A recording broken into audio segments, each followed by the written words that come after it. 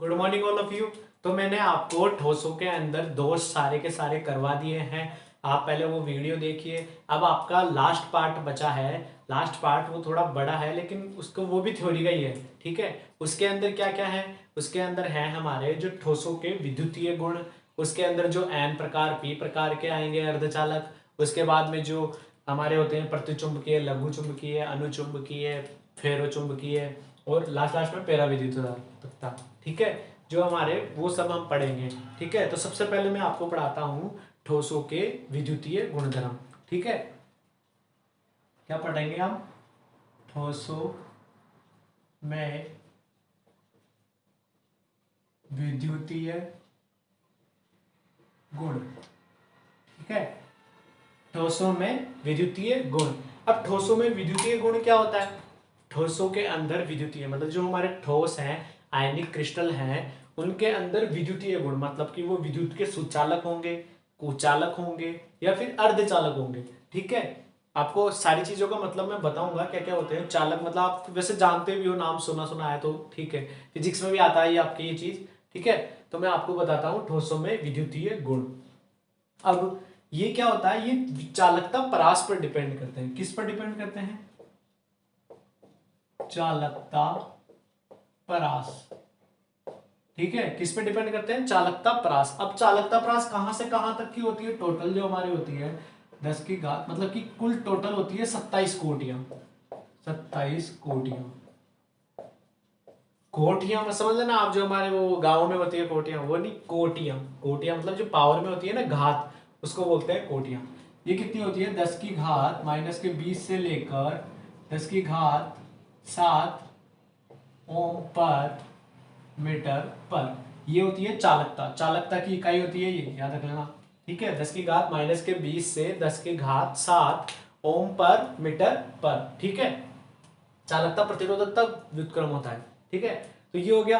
अब उसके बाद में इसकी परास भी पता चल गई। अब इसे कितने भागों में बांटते हैं? इसे हम 3 भागों में बांटते हैं। ठीक है। 3 भागों में बांटते हैं। पहला भाग कौन सा हो गया? चालक। दूसरा कौन सा हो गया? अर्धचालक। तीसरा कौन सा हो गया? कुचालक। कुचालक। ठीक है। पहला कौन सा हो गया? चालक। दूसरा कौन सा हो गया? अर्धचालक। और तीसरा कौन सा हो गया? कुचालक। ये 3 भागों में हम बांटते हैं। अब हम सबसे पहले पढ़ते हैं चालक के बारे में। ठीक है। तो बाकी इन दो को मैं क्या कर देता हूं? रफ कर देता हूं। सबसे पहले हम पढ़ेंगे चालक। अब चालक क्या होते हैं? इसके अंदर या तो धातुएं होंगी या फिर आयंस होंगे। ठीक है। वो क्या करेंगे? या तो अपने इलेक्ट्रॉनों के कारण या फिर आयनों के कारण। ठीक है। तो जो हमारे होते हैं उनके कारण क्या होते हैं? उनके अंदर गति होती है, एक जगह से दूसरी जगह वो चलते हैं। उसके कारण ही क्या होती है? हमारे वो विद्युत के चालक होते हैं। विद्युत के चालक। ठीक है। विद्युत क्या प्रवाहित करते हैं। ठीक है। अब इसको हम कितने भागों में बांटते हैं? 2 भागों में बांटते हैं। इसको हम कितने भागों में बांटते हैं? 2 भागों में। पहला भाग कौन सा है? पहला पहला कौन सा है? इलेक्ट्रॉनिक या धात्विक चालक। पूरा लिख देता हूं। इलेक्ट्रॉनिक या धात्विक चालक। एक चीज और, इसकी जो परास होती है ना, परास, मैंने आपको बताया कि चालकता परास की 27 कोटियां होती है। 27 मतलब कि देख लो आप यहां से -20 से 0 तक आएगा तो 20 तो ये हो गई, और 0 से लेके +7 तक 7 कोटियां ये हो गई। तो मतलब कि ये टोटल कितनी हो गई? 27 कोटियां हो गई। ठीक है। मतलब -19 -18 -17 ऐसे +7 तक जाती है। चालक इसकी परास कितनी होती है? परास। ठीक है। चालकता परास वो कितनी होती है? 10 की घात 4 से 10 की घात 7 ओम पर मीटर पर। ठीक है। 10 की घात 4 से 10 की घात -7 ओम पर मीटर पर। अब इसको 2 भागों में बांटा। पहला है इलेक्ट्रॉनिक या धात्विक चालक, और दूसरा कौन सा होगा? आयनिक चालक। दूसरा कौन सा भाग होगा? आयनिक चालक। ठीक है। पहला हो गया इलेक्ट्रॉनिक या धात्विक चालक, दूसरा हो गया आयनिक चालक। ठीक है। अब इलेक्ट्रॉनिक नाम से पता चल रहा है, इसमें क्या होंगे इलेक्ट्रॉन, या फिर धात्विक में क्या होगी धातु। ठीक है, अब धातु होगी जब वो बाहर निकलेगी तभी तो इलेक्ट्रॉन रहेंगे ना वहां, मतलब कि इसके अंदर क्या होते हैं, जो हमारे इलेक्ट्रॉन होते हैं वो क्या करते हैं, गति करते हैं। जब हमारी धातु बाहर निकल गई या कुछ भी हो गया, धातु प्लस आयन है, तो उसके अंदर क्या होंगे इलेक्ट्रॉन होंगे, धातुओं में इलेक्ट्रॉन होते हैं, और वो इलेक्ट्रॉन क्या करते हैं, गति करते हैं। और जो हमारी विद्युत होती है वो इलेक्ट्रॉन के प्रवाह की विपरीत दिशा में होती है। अगर आपके इलेक्ट्रॉन इस दिशा में जा रहे हैं ना, तो जो हमारी विद्युत धारा मतलब आई से लिख दिए, तो आई किधर जाएगी, इधर जाएगी। ठीक है, या आप फिजिक्स में पढ़ चुके हो। ठीक है, इलेक्ट्रॉनों के प्रवाह के विपरीत दिशा में प्रवाह धारा प्रवाहित होती है। ठीक है, तो जो हमारे इलेक्ट्रॉन है वो क्या गति करेंगे, अब गति करेंगे तो क्या हो गया, विद्युत धारा प्रवाहित होगी, तो वो क्या हो गए हमारे इलेक्ट्रॉनिक या धात्विक चालक। अब इसके उदाहरण क्या क्या हो गए, सीधा सीधा दिख रहा है धात्विक चालक है तो सभी धातुएं, सभी धातुएं। ठीक है, ठीक है। अब दूसरा कौन सा है हमारा आयनिक चालक। अब आयनिक चालक क्या होता है, नाम से पता चल रहा है आयन, मतलब कि इसमें तो इलेक्ट्रॉन थे, अब उसमें क्या होंगे आयन होंगे। जब आयनिक होते हैं, अब एक चीज और बता देता हूं, इसके अंदर जो हमारा जो रासायनिक संगठन होता है, मतलब कि जो हमारा वैद्युत रासायनिक संगठन, ठीक है, इसके अंदर क्या होता है, जो हमारा वैद्युत रासायनिक संगठन होता है वो क्या होता है, अपरिवर्तित होता है। ठीक है, अपरिवर्तित क्या होता है, विद्युत रासायनिक संगठन, रासायनिक रासायनिक संगठन वो क्या होता है, अपरिवर्तित। ठीक है, जो हमारा रासायनिक संगठन है वो क्या होता है, अपरिवर्तित होता है। क्यों होता है, क्योंकि इसके अंदर केवल इलेक्ट्रॉन ही तो गति कर रहे हैं, और कुछ तो गति कर रहा ही नहीं है। तो धातु तो वैसी की वैसी है, धातु के अंदर ही तो इलेक्ट्रॉन होते हैं ना, तो इलेक्ट्रॉन गति कर रहे हैं, तो इसका जो रासायनिक संगठन मतलब कि पूरा जो क्रिस्टल है वो क्या होता है, अपरिवर्तित होता है। ठीक है, इसके अंदर क्या होता है, आयनों के कारण, आयनों की गति। ठीक है, आयनों की गति के कारण क्या होते हैं, ये विद्युत के चालक होते हैं। ठीक है, और आयन हो गए, और दूसरी चीज क्या हो गई, ये क्या होते हैं, इनका जो रासायनिक संगठन है वो क्या होगा, परिवर्तित होगा, परिवर्तित। अब आप बोलोगे परिवर्तित कैसे होगा, जैसे हमने NaCl का गलित सॉल्यूशन ले लिया, इसका उदाहरण लिख लीजिए पहले आप, NaCl या KCl का गलित विलयन, गलित विलयन। ठीक है, मैं आपको पहले बता चुका हूँ गलित विलयन क्या होता है, आपको शुरू के वीडियो देख लीजिए, आयनिक क्रिस्टलों के बारे में बताया था, तब बताया था मैंने आपको। ठीक है, जो NaCl या KCl है उसके अंदर क्या होंगे, आयन होंगे, Na+ और Cl-, K+ और Cl-। ये क्या होते हैं, आयंस गति करते हैं, किसमें, विलयन में, गलित अवस्था में।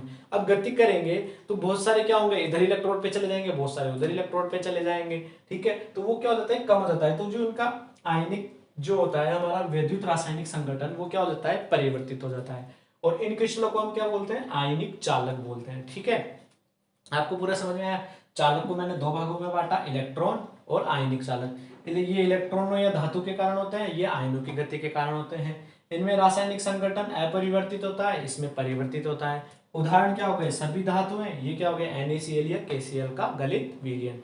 तो इसके आगे का मैं करवाता हूं आपको अर्धचालक। ठीक है, तो आप इसका स्क्रीनशॉट ले लीजिए। ठीक है, तो आपने उसका स्क्रीनशॉट ले लिया था। अब मैंने आपको क्या पढ़ा दिया, चालक पढ़ा दिया। अब दूसरा है अर्धचालक, अर्धचालक। ठीक है, अब जो अर्धचालक होते हैं वो क्या होते हैं, इनकी जो परास होती है, परास, चालकता परास, वो कहां से कहां होती है, जो हमारे 10⁴ से लेकर 10⁷ तक तो किसमें हो गई, चालक के लिए, चालक। अर्धचालक के लिए कहां से होगी, 10⁻⁻6 से 10⁴ तक ओम पर मीटर पर। ठीक है, ये किसके लिए होती है, अर्धचालकों के लिए। अब जो अर्धचालक होते हैं वो क्या होते हैं, जब हम किसी पदार्थ को, इसके अंदर जो पदार्थ होते हैं जैसे सिलिकॉन होता है, जर्मेनियम होता है, जब हम उनको क्या करते हैं, गर्म करते हैं, तो वो क्या होते हैं, जो निम्न ताप होते हैं ना, कम, बिल्कुल कम ताप, उस पर तो क्या होते हैं, वो विद्युत का चालन नहीं करते। लेकिन जैसे जैसे आप ताप बढ़ाते जाएंगे तो वो क्या होते हैं, विद्युत का चालक करने लग जाते हैं। ठीक है, मतलब कि विद्युत के सुचालक हो जाते हैं या चालक हो जाते हैं। आया समझ में, मतलब कि कम ताप होगा तब तो क्या होंगे, विद्युत के कुचालक, मतलब चालकता प्रदर्शित नहीं करेंगे, मतलब कभी कभी कर देते हैं, कभी कभी नहीं करते, वही तो होंगे अर्धचालक, आधे चालक। ठीक है, इसकी परास ये होती है, इसके अंदर क्या होते हैं, हम अशुद्धियां मिलाते हैं बाहर से, ठीक है। बाहर से हम अशुद्धियां मिलाएंगे, वो मैं आपको आगे पढ़ाऊंगा। एन प्रकार के अर्धचालक, पी प्रकार के अर्धचालक, दो भागों में बांटते हैं, वो आपको आगे वाले वीडियो में मिलेगा, ठीक है। तो दो भागों में हो गया। और इसके अंदर क्या बाहर से अशुद्धियां मिलाते हैं, तो वो क्या कहलाते हैं, हमारे अर्धचालक। तीसरा भाग कौन सा हो गया, तीसरा भाग कौन सा हो गया, हमारे कुचालक। कुचालक, अब कुचालक क्या होते हैं, जो हमारे कुचालक होते हैं वो क्या होते हैं, जो हमारे चाहे कितना ही आप ताप बढ़ा लो, वो विद्युत का चालन नहीं करेंगे, मतलब कि